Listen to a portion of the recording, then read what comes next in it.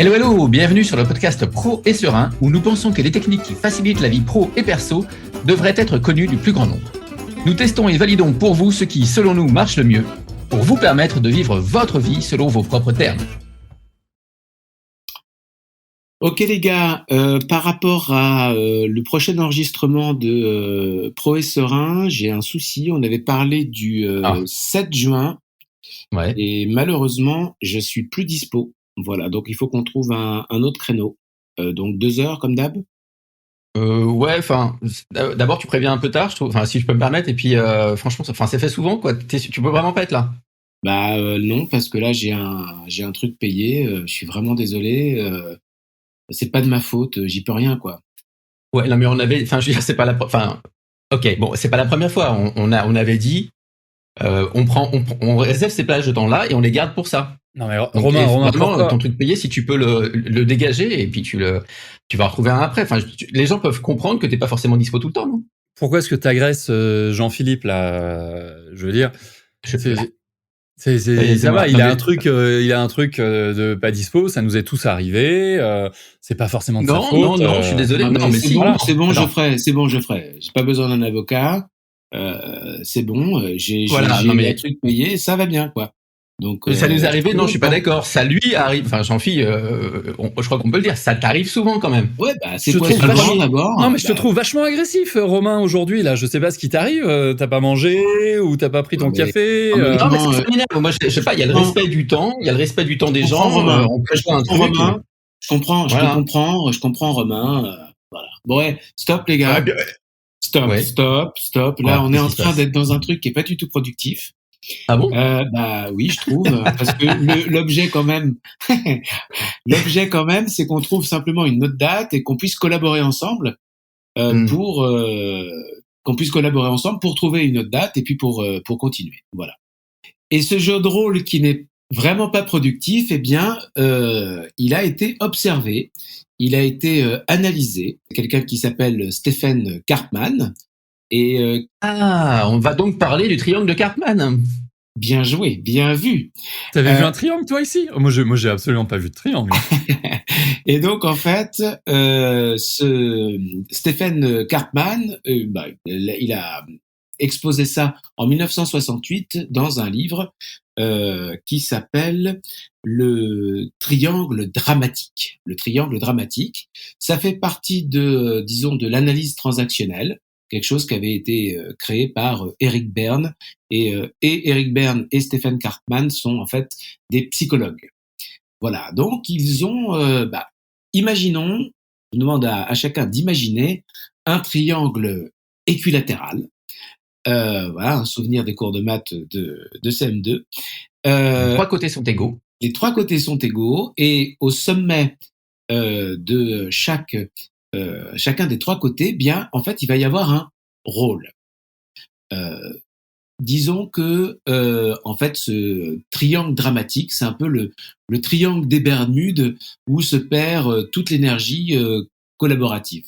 C'est une sorte de jeu psychologique, c'est-à-dire en fait une sorte de scénario qu'on retrouve dans beaucoup de situations à la fois de l'univers personnel et professionnel. Et pour aujourd'hui, peut-être qu'on verra plus sous l'angle professionnel si c'est OK pour vous. Alors, dans ce triangle, eh bien, il y a 3 rôles.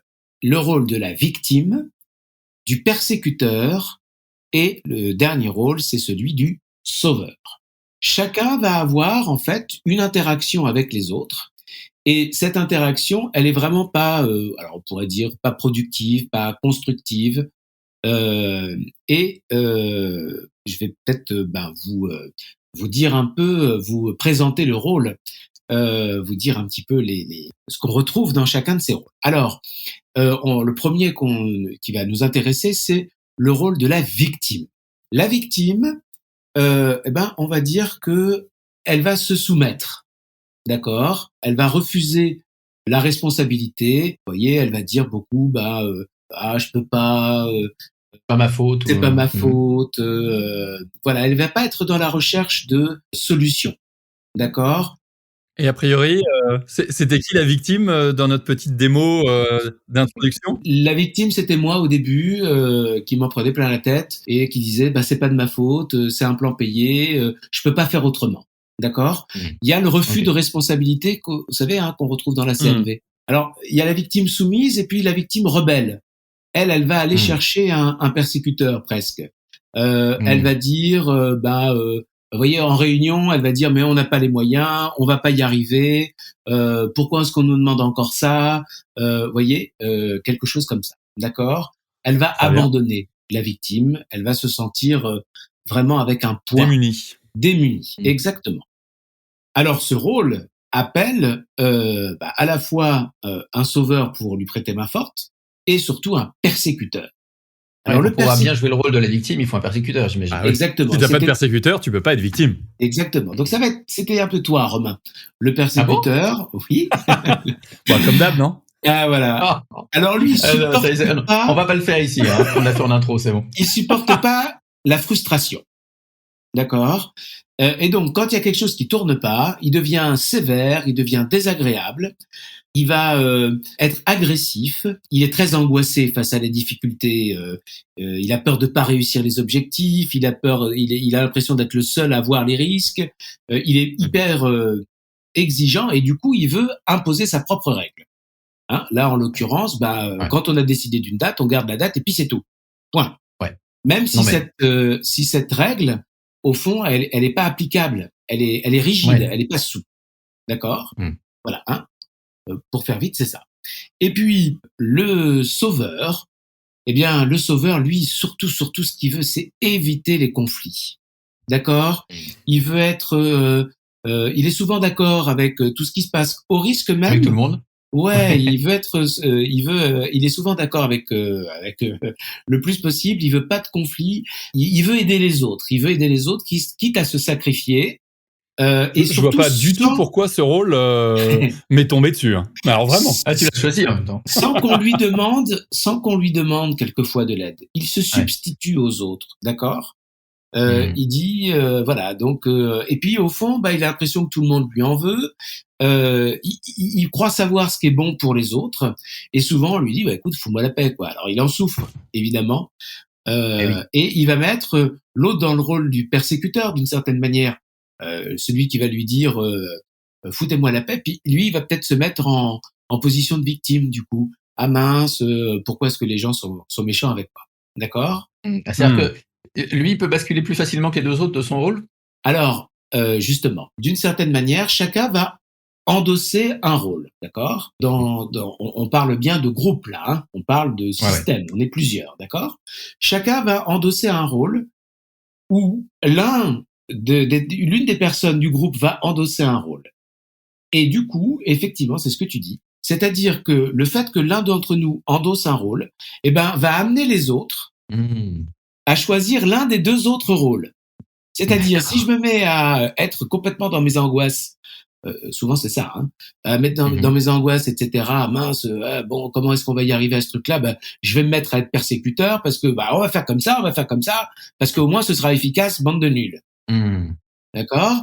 Alors les autres, ils vont se placer peut-être en victime. Ah, de toute façon, c'est toujours comme ça avec lui, alors je peux rien faire. Et puis de toute façon, on nous donne pas les moyens, nanana. Puis il y a le sauveur qui va dire, ok, pas de problème, surtout t'énerve pas. Écoute, si moi je vais le faire à la place de tout le monde, etc. Vous voyez?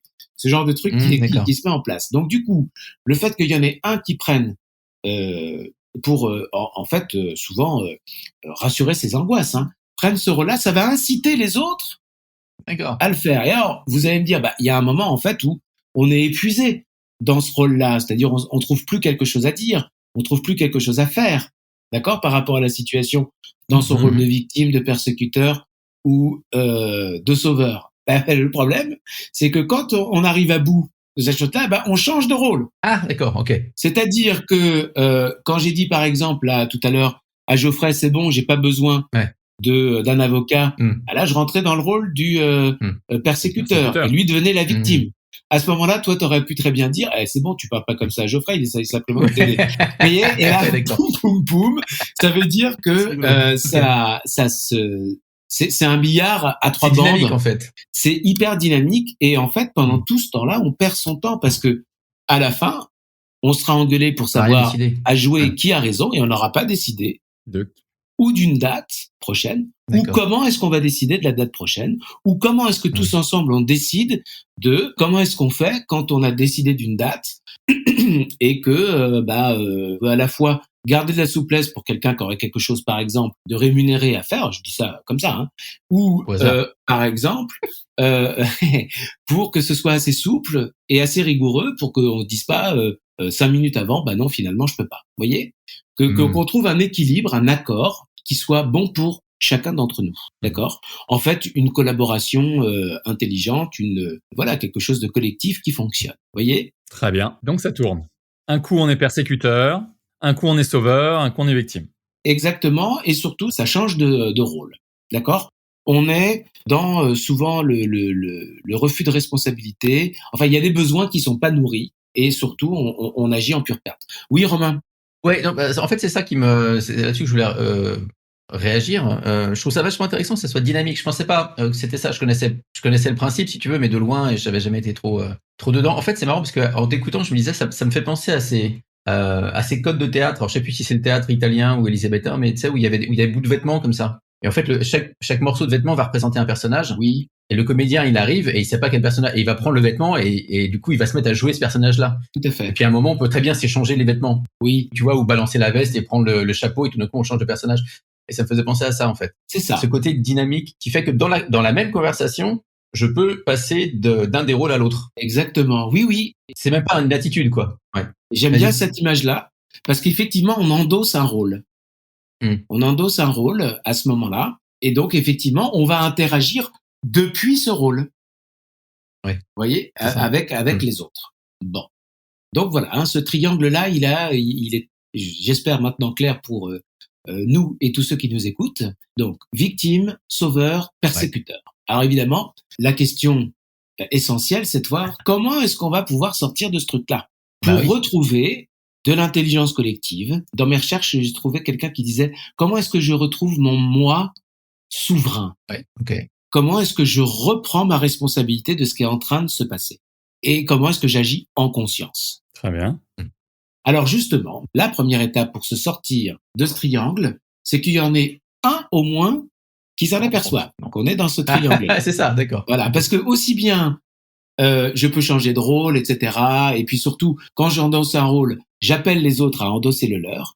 Mais aussi bien quand il y en a un qui s'en aperçoit, eh ben il peut agir là-dessus et éventuellement stopper ce rôle-là. Enfin, disons la construction de ce triangle dramatique. D'accord ? Il peut agir. Alors la première étape, justement, c'est d'en prendre conscience. Voilà. Hein ? Il y en a un qui regarde et qui prend conscience de ce truc-là. Et puis, peut-être simplement d'accepter cette chose-là. C'est pas grave. Comme on sait avec la CNV, nous agissons tous pour nourrir nos besoins. Et ben là, il y a des besoins qui n'ont pas été nourris chez les uns, chez les autres. D'accord. Ça arrive tout le temps. Et c'est pas grave et on peut s'en sortir. D'accord. Donc voilà. Message positif, les gars. Message positif. C'est quand même un petit côté. J'oublie l'un des trois rôles. C'est un petit côté sauveur quand même. Oui et non. Alors c'est pas. Ouais, vas-y. Oui et non, parce que justement, le sauveur, il n'a pas conscience. Ouais. Il est en train d'essayer de nourrir un de ses besoins. D'accord. Donc il n'y a pas de conscience. Mais il n'a pas conscience de la situation. Exactement. Oui, Geoffrey. Ouais, moi je trouve que c'est intéressant, le sauveur qui n'a pas conscience de son besoin. Je trouve que ça reboucle sur cet épisode qu'on a enregistré il y a quelques temps au niveau de la bienveillance avec Fabrice Midal, où on disait parfois arrêtez de vouloir aimer, soyez bienveillant. C'est ça. Et il y a un côté, le sauveur, je veux absolument te sauver. Je veux absolument t'aider, quoi. Même si t'as rien demandé, quoi. Voilà, exactement. Mais t'as rien demandé, mais par contre, je vais te sauver, quoi. Parce que pour moi, c'est inacceptable. Ça tape sur des valeurs d'injustice. Exactement. Et le sauveur, il peut vite passer dans le rôle de victime. Par exemple, regarde, je t'ai trouvé une super chemise rouge. Et pourquoi tu la mets pas la chemise, hein? D'accord? Donc là, je suis victime. Si tu me laisses pas te sauver, bah du coup tu deviens mon persécuteur, mais je ça. fais tout pour t'aider et tu te laisses pas aider, etc. Voilà. Et du coup je deviens victime et l'autre est persécuteur. Mais à l'inverse, si je te trouve une solution qui te va pas, c'est ça. Bah du coup le sauveur devient persécuteur. Exactement. Je t'ai trouvé la bonne solution, c'est ça qu'il faut que tu fasses, exactement. etc. Et t'en fais rien, quoi. Et t'en fais rien. Exactement. C'est tout à fait ça. Ça va très très vite. Exactement. Et on passe de l'un à l'autre très très vite. Donc, étape 1, le reconnaître, le voir, remettre de la conscience sur la situation et reprendre mon moi souverain, c'est-à-dire ma responsabilité sur ce qui est en train de se passer. D'accord? Voilà. Mais est-ce que c'est quelque chose que tu partages dans la situation? Est-ce que tu leur dis, les gars, attendez. J'y viens. Et puis, peut-être qu'après, effectivement, on peut intervenir, là, pour le coup. Alors, la première chose que je peux faire, c'est peut-être parler de mes propres besoins. Donc, si je reviens sur la victime, de quoi elle peut avoir besoin, à votre avis, la victime? Elle a besoin d'être entendue. Considération. Elle aurait besoin de liberté, peut-être, de liberté d'agir. Ouais. Ah oui, dans le cadre de notre exemple, tu veux dire? Par exemple, elle aurait besoin éventuellement d'autonomie, de clarté, peut-être de soutien. Elle, ce qu'elle peut faire, c'est proposer, reprendre son moi souverain, c'est-à-dire pour cette victime qui dit de toute façon je peux rien faire, c'est plus fort que moi, c'est pas de ma faute et tout, de dire écoutez, voilà ce que je peux proposer, etc. Donc dans notre séquence, ça aurait pu être écoutez les gars, ce que je vous propose, c'est que pour cette fois on change la date, mais qu'on trouve pour une prochaine une règle qui nous satisfasse. Par exemple, on se dit que on peut pas annuler 2 jours avant. Vous voyez, quelque chose dans ce goût-là. Voilà. Bon. Et puis après, on discute si ça va à tout le monde. Le persécuteur, peut-être que lui, en fait, persécuteur, qui impose des règles rigides, qui sont difficiles à appliquer, qui peut être humiliant, désagréable. De quoi il aurait besoin, lui, à votre avis? Sécurité, souvent. De sécurité, exactement. D'accord?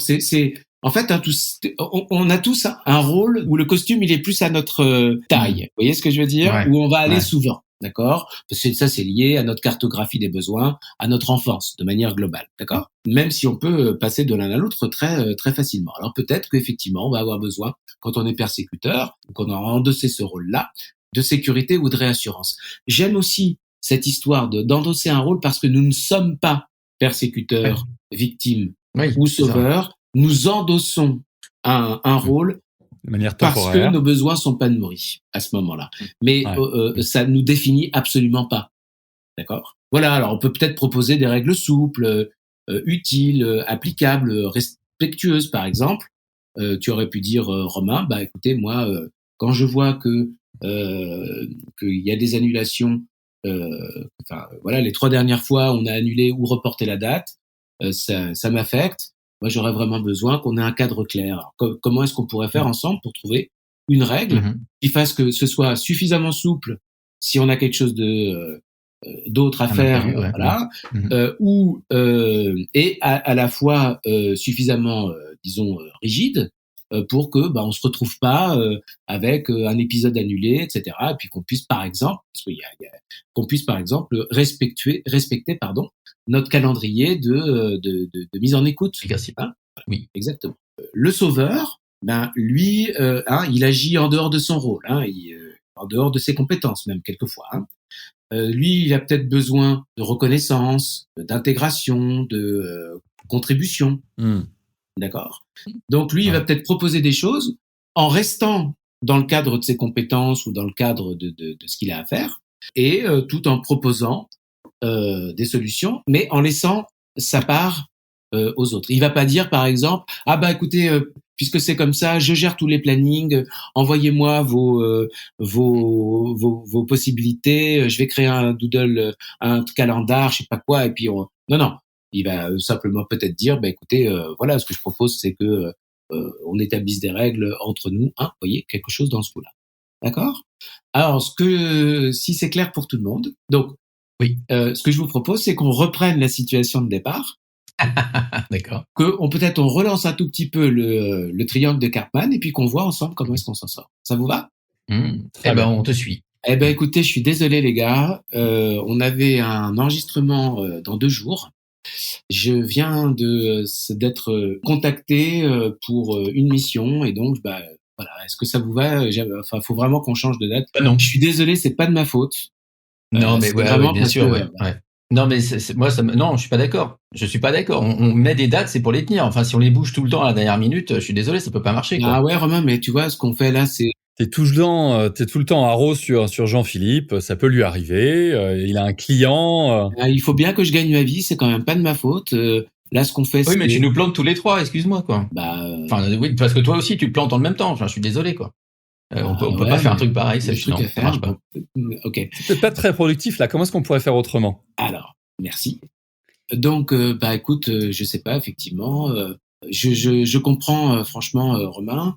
Ce qui serait peut-être bien, c'est que pour cette fois, si c'est ok pour vous, voilà ce que je propose. Hein, pour cette fois, on pourrait dire bon ben, on trouve une autre date, mais je comprends à la fois un besoin de cadre, hein, Romain, tu vois que Et il faut assurer le planning, quoi, tu vois, de exactement, publication. voilà, et d'efficacité, et puis peut-être un peu de souplesse pour si jamais il y a quelque chose qui tombe.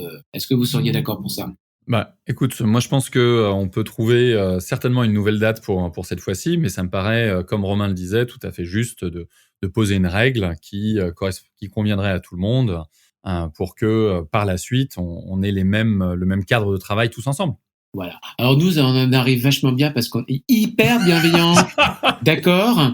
Imaginons que On a du mal à faire autrement. Mais... non, on n'est pas d'accord. Je suis pas d'accord avec toi, Romain, etc. Donc là, en fait, effectivement, il y en a un qui va faire. Attendez, stop, stop. Voilà. Je pense que c'est le genre de podcast où il aurait fallu filmer les vidéos parce que Oui. c'était pas évident d'être agressif et d'être podcast, en les dehors de gars, on est dans un triangle de Cartman. Voilà. Là, on va pas s'en sortir. C'est en tout cas. Ça va pas être productif. Donc, ce que je vous propose, c'est qu'on prenne chacun 2 secondes. On va se prendre un petit café, là. On se retrouve dans 5 minutes. Et puis, on remet sur la table. Et puis, bah, que chacun reprenne sa responsabilité sur ce qui est en train de se produire. Voilà. Ça, c'est une possibilité. Vraiment, il y a besoin d'un stop, en tout cas. Il y a besoin d'un moment où on sort de ce truc-là. Stop. On prend un peu notre respiration. Vous savez, ma grand-mère, quand on s'engueulait, elle disait, est-ce que c'est comme ça, chacun dans une pièce? Et puis, on se calme, etc. T'es forte, ma grand-mère, en fait. Ouais, t'es fort. En fait, pendant ce temps, bizarrement, bon, on était mômes, on s'engueulait, je sais pas, pour un jouet, etc. 5 minutes dans la chambre, tout seul, on était vachement plus collaboratifs en revenant, en disant, voilà. Bon. Donc, il y a quelque chose de ça. OK? Et puis, après, chacun peut voir comment il a été, et puis, effectivement, reposer en disant, comment est-ce qu'on peut être productif? Qu'est-ce qu'on veut obtenir à la fin de cette discussion? Et puis, voilà, avec les explications d'avant, hein, si vous savez, sur comment nourrir les besoins du sauveur, de la victime. Ouais. L'idée, c'est que peut-être il y a un équilibre. Retour au cours de maths de CM2, la ligne ou le segment, je sais plus, qui part de l'angle et qui va au milieu. La hauteur. La perpendiculaire qui va au milieu du côté opposé à l'angle. Perpendiculaire du milieu opposé. Eh bien, au point. Ah oui. Au point de jonction des hauteurs, des 3 droites, c'est d'une certaine manière là où on voudrait se retrouver. C'est-à-dire abandonner et le rôle de victime, et le rôle de sauveur, et le rôle de persécuteur, et de trouver un juste milieu. Ça peut être ça l'idée, comme s'il y avait un équilibre, vous voyez, à trouver, et que en même temps, voilà. Alors, de mon côté, je le verrais presque en pyramide, si jamais on fait prendre de la hauteur à ce point central. Pourquoi? Parce que ce que j'ajouterais comme point de hauteur, c'est un peu le coup de la girafe, quoi. C'est-à-dire se recentrer sur ses propres besoins. Quels sont les besoins qui sont pas nourris lorsque je suis persécuteur, lorsque je suis victime et lorsque je suis sauveur?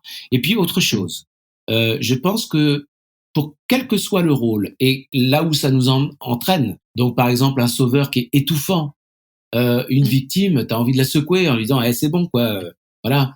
Un persécuteur, même s'il est agressif, on peut avoir de la compassion en fait pour eux, parce que nous avons conscience qu'ils essaient de remplir un rôle, quoi.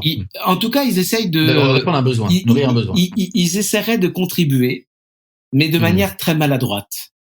D'accord. La stratégie est pas top, quoi. Voilà. Sans conscience, sans prise de hauteur. Et la prise de hauteur, pour moi, plus formidable, c'est quels sont les besoins qui ne sont pas nourris chez moi là, et comment est-ce que je pourrais les nourrir.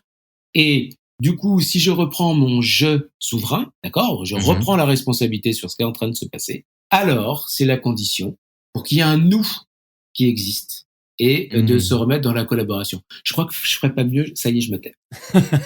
Vous avez des commentaires? Non, c'est top. Moi, j'aime bien du coup, on a la perspective avec la petite pyramide et tout. Alors, c'est juste pour les cours je suis pas sûr, mais il me semble que c'est la médiane qui passe au milieu du côté opposé et que dans un triangle rectangle, puisqu'il était rectangle au départ, la médiane et la hauteur se confondent. Mais je voudrais pas dire de bêtises. Oui, les auditeurs nous corrigent. Et puis l'hypoténuse. Qui nous permet d'avoir le barycentre, en fait. Ouais, et l'hypoténuse qui bout à 90 degrés. Il y a quelque chose comme ça. À peu près. C'est ça. Ouais. Mais ça dépend à quelle vitesse se vide la baignoire. C'est ça. Et l'âge du capitaine. Moi, je voulais rebondir sur deux petits points. Donc, tu as dit que, alors là, ça tombe bien, c'est un triangle, on est trois, on est un coup sauveur, un coup persécuteur, un coup victime, et puis ça tourne, etc. J'imagine que c'est assez facile de faire ça à plusieurs. Si on est 5 ou 8 dans une réunion, chacun peut endosser un peu tous les rôles, et ça tourne encore plus vite. Maintenant, qu'est-ce qui se passe si on est 2? Est-ce qu'on peut jouer au triangle de Karpman à 2?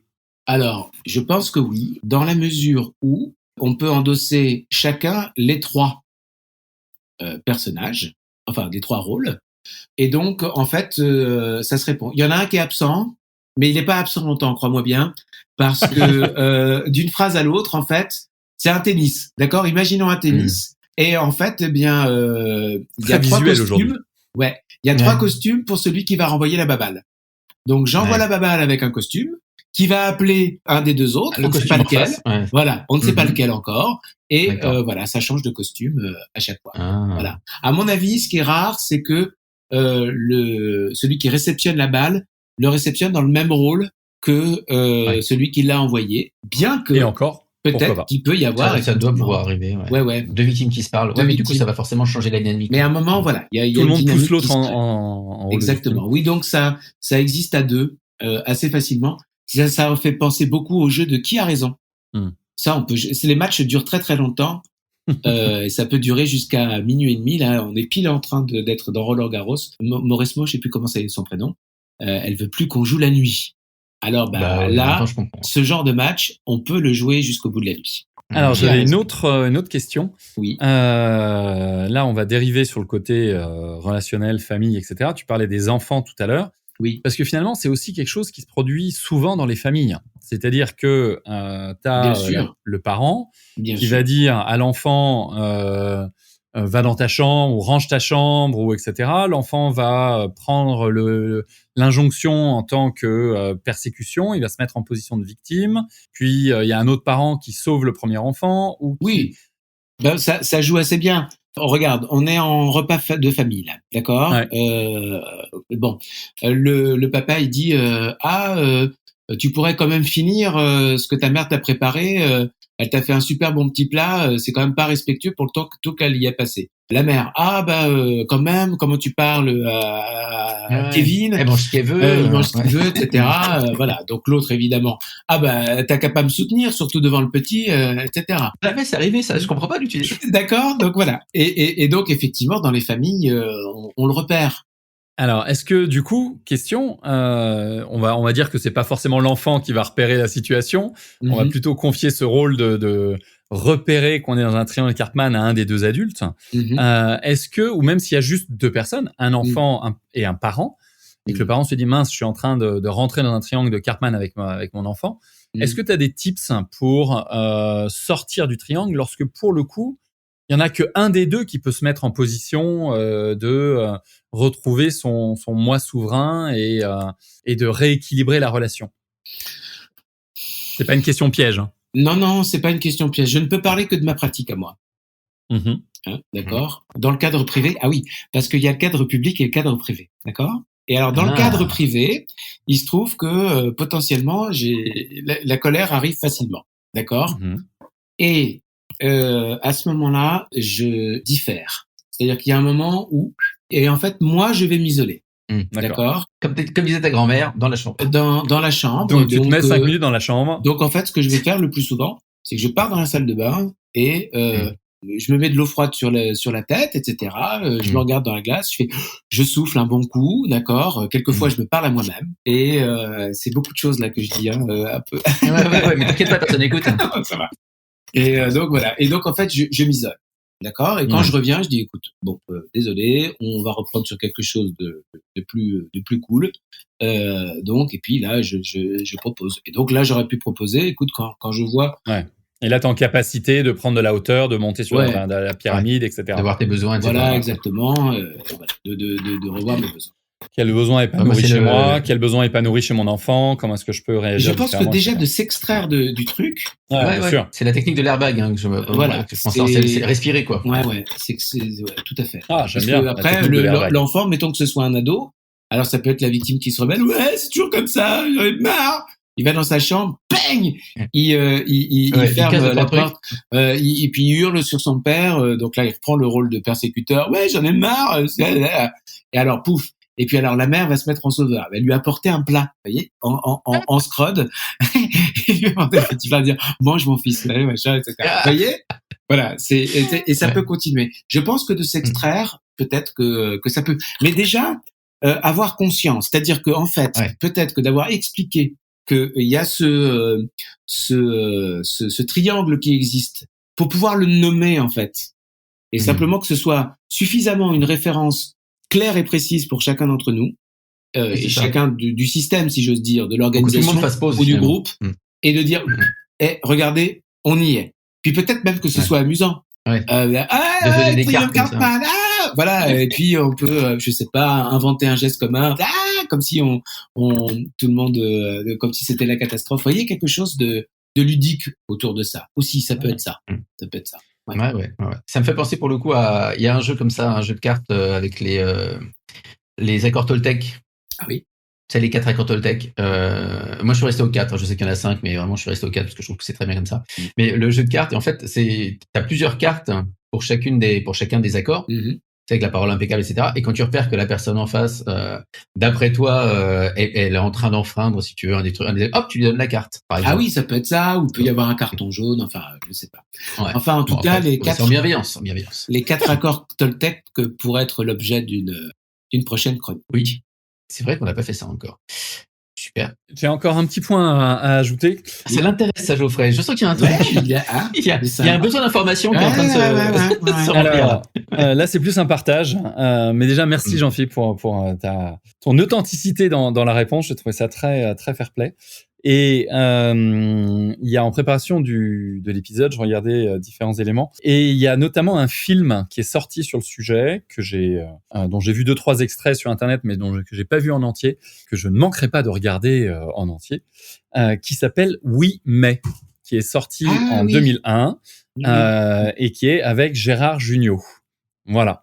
Parce que c'est alors oui mais mais attends, si tu veux, je crois que l'extrait que j'ai vu c'est si tu veux aller au cinéma avec ta femme, tu peux faire garder le petit par une babysitter. Ah, tu sais, c'est pas si facile. Voilà, oui, mais tu sais, de nos jours trouver une babysitter, c'est pas si facile. Mais attends, va sur tel site, tu vas en trouver. Oui, mais tu sais, ça coûte cher une babysitter, etc. Et je trouvais, j'ai vu juste un tout petit bout, mais je trouvais que c'était très très bien illustré ce côté victime, bourreau, persécuteur.